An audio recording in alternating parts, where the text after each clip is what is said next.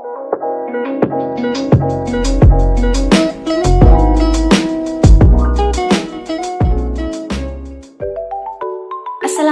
warahmatullahi wabarakatuh. Halo teman-teman semua, perkenalkan nama saya Putri Anisasti, mahasiswa Universitas Negeri Makassar, Pendidikan Teknik Informatika dan Komputer, Angkatan 2020. Kali ini saya akan membawakan materi mengenai sistem keamanan komputer. Langsung saja kita masuk ke materi pembahasannya. Adapun pokok pembahasan yang kali ini kita akan bahas, yang pertama adalah keamanan komputer, yang kedua jenis serangan, yang ketiga keamanan yang berhubungan dengan informasi atau data, yang keempat langkah-langkah keamanan komputer, kelima mencegah terjadinya serangan pada komputer, yang keenam tips keamanan komputer terhadap virus, trojan, worm, dan spyware, yang ketujuh adalah kebijakan sistem keamanan komputer pengguna. Materi yang pertama adalah keamanan komputer. Bentuk komunikasi di internet yang terbuka membuat perusahaan tidak tergantung pada teknologi, salah satunya vendor tertentu. Dengan jangkauan yang sangat luas, sistem informasi bisnis dapat menjangkau pelanggan yang lebih banyak lagi. Namun, hal ini perlu diwaspadai, mengingat sifat komunikasi internet yang terbuka dan sangat rawan terhadap gangguan atau serangan yang tak diinginkan. Sistem keamanan komputer bermanfaat menjaga suatu sistem komputer dari pengaksesan seseorang yang tidak berhak. Sistem keamanan komputer semakin dibutuhkan seiring dengan meningkatnya pengguna komputer. Beberapa ancaman keamanan komputer adalah virus, worm, trojan, dan spam, dan lain-lain. Masing-masingnya memiliki cara untuk mencuri data bahkan merusak sistem komputer. Pengertian sistem adalah suatu sekumpulan elemen atau unsur yang saling berkaitan dan memiliki tujuan yang sama. Keamanan adalah suatu kondisi yang terbebas dari risiko. Selain itu, sistem keamanan komputer bisa juga berarti suatu cabang teknologi yang dikenal dengan nama keamanan informasi yang diterapkan pada setiap komputer. Beberapa hal yang menjadikan kejahatan komputer terus terjadi dan cenderung meningkat adalah sebagai berikut. Yang pertama adalah meningkatkan penggunaan komputer dan internet. Yang kedua, banyaknya software yang pada awalnya digunakan untuk melakukan audit sebuah sistem dengan cara mencari kelemahan dan celah yang mungkin disalahgunakan untuk melakukan scanning sistem orang lain. Yang ketiga adalah banyaknya software untuk melakukan penyusupan yang tersedia di internet dan bisa di-download secara gratis. Keempat, meningkatnya kemampuan penggunaan komputer dan internet. Yang kelima, desentralisasi server sehingga lebih banyak sistem yang harus ditangani, sementara SDM terbatas. Ada beberapa hal yang bisa menjawab diperlukannya pengamanan sistem komputer, antara lain menghindari risiko penyusupan. Harus dipastikan bahwa sistem tidak ada penyusup yang bisa membaca, menulis, dan menjalankan pemrograman yang bisa mengganggu atau menghancurkan sistem. Yang kedua, mengurangi risiko ancaman. Hal ini bisa berlaku di institusi dan perusahaan swasta. Ada beberapa macam penyusup yang bisa menyerang sistem yang dimiliki, antara lain ingin tahu jenis penyusupan ini pada dasarnya tertarik untuk menemukan jenis sistem yang digunakan. Yang kedua, perusak. Penyusup ini ingin merusak sistem yang digunakan atau mengubah tampilan layar yang telah dibuat. Macam-macam keamanan sistem. Yang pertama, keamanan eksternal atau external security.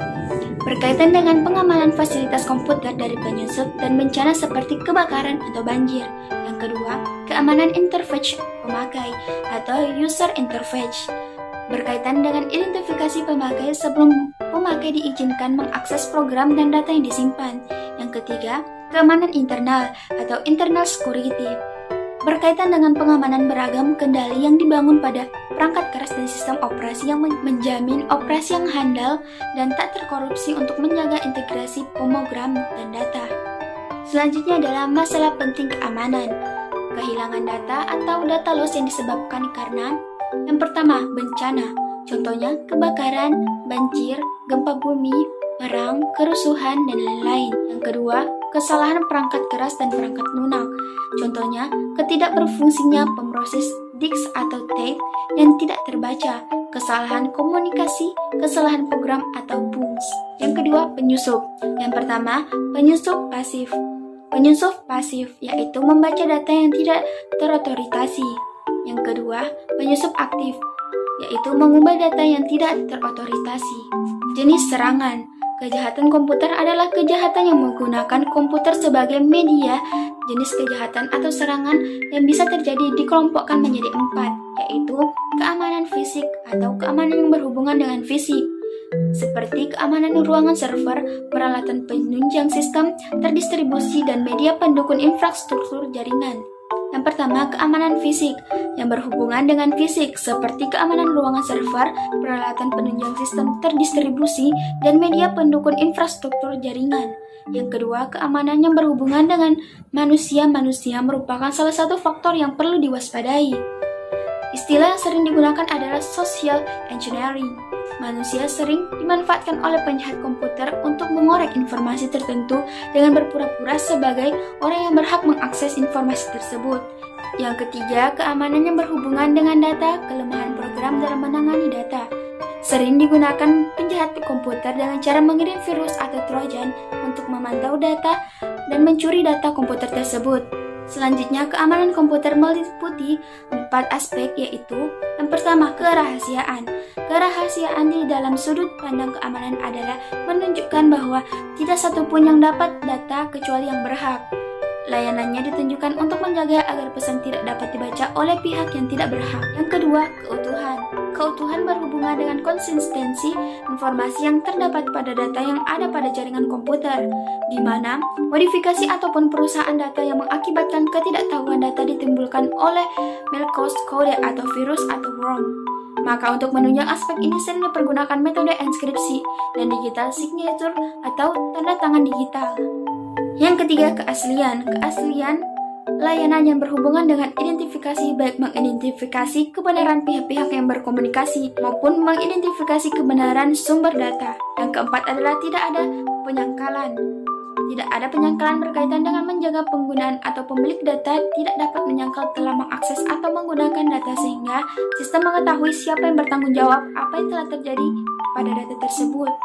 Yang kelima, availability. Aspek ini berhubungan dengan ketersediaan informasi ketika diperlukan. Adapun serangan terhadap keamanan sebuah sistem informasi jaringan komputer memiliki beberapa kemungkinan. Yang pertama, interruption, melumpuhkan layanan atau server sehingga sistem menjadi rusak. Yang kedua, interception, tujuan mendapatkan informasi yang sifatnya pribadi dan tidak boleh dibaca oleh orang lain tanpa seizin pemilik. Yang ketiga, modification, tujuan tidak hanya untuk melumpuhkan layanan, tetapi juga memodifikasi data atau informasi yang dikirimkan sebelum data tersebut sampai di tujuannya. Selanjutnya, keamanan yang berhubungan dengan informasi atau data. Dalam jaringan komputer, seorang pengguna dalam pertukaran informasi atau data harus memperhatikan keamanan data tersebut agar data tetap terjaga keamanan dan kerahasiaannya.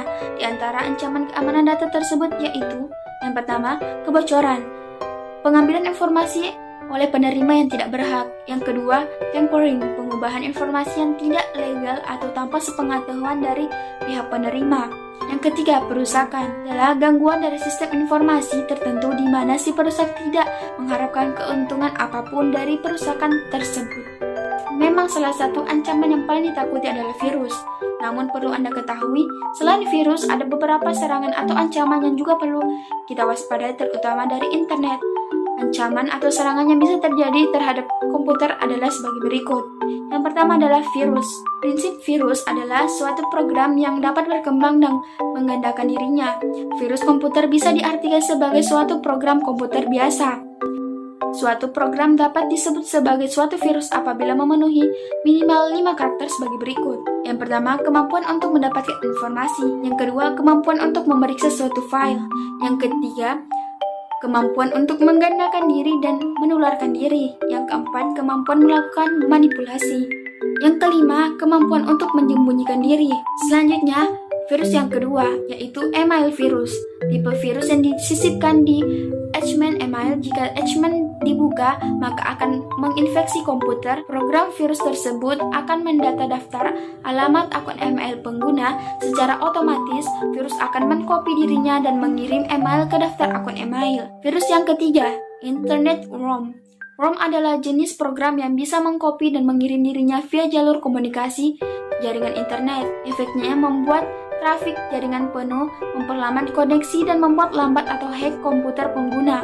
Worm bisa menyebar melalui email atau file dokumen tertentu. Virus yang kedua, Spam. Spam adalah sejenis komersial email yang menjadi spam mail atau junk mail. Efeknya sangat mengganggu kenyamanan email pengguna dan berpotensi juga membawa virus atau worm atau trojan. Selanjutnya, virus trojan atau horse. Trojan adalah suatu program tersembunyi dalam suatu aplikasi tertentu. Umumnya disembunyikan pada aplikasi tertentu seperti software, update program, dan sebagainya. Efeknya akan memenuhi jalur komunikasi, memperlambat koneksi, membuat komputer hang, dan berpotensi menjadikan komputer Anda sebagai sumber denial atau off-service attack. Langkah-langkah keamanan komputer. Yang pertama, aset. Perlindungan aset merupakan yang penting dan merupakan langkah awal dari berbagai implementasi keamanan komputer. Analisis resiko, identifikasi akan resiko yang mungkin terjadi, sebuah event yang potensial yang bisa mengakibatkan suatu sistem dirugikan. Yang kedua, perlindungan. Pada era jaringan, perlu dikhawatirkan tentang keamanan dari sistem komputer, baik PC atau yang terkoneksi dengan jaringan. Yang ketiga, alat. Tool yang digunakan pada PC memiliki peran penting dalam hal keamanan karena tool yang digunakan harus benar-benar aman. Yang keempat, prioritas. Perlindungan terhadap PC secara menyeluruh. Selanjutnya, mencegah terjadinya serangan pada komputer. Terdiri dari 4 faktor yang merupakan cara untuk mencegah terjadinya serangan atau kebocoran sistem. Yang pertama, desain sistem. Desain sistem yang baik tidak meningkatkan celah-celah memungkinkan terjadinya penyusupan setelah sistem tersebut siap dijalankan. Yang kedua, aplikasi yang dipakai. Aplikasi yang dipakai sudah diperiksa dengan seksama untuk mengetahui apakah program yang akan kita pakai dalam sistem tersebut dapat diakses tanpa harus melewati prosedur yang seharusnya dan apakah aplikasi tersebut mendapatkan kepercayaan dari banyak orang. Yang ketiga, manajemen. Pada dasarnya, untuk membuat suatu sistem yang secure tidak melepas dari bagian mengelola atau suatu sistem dengan baik.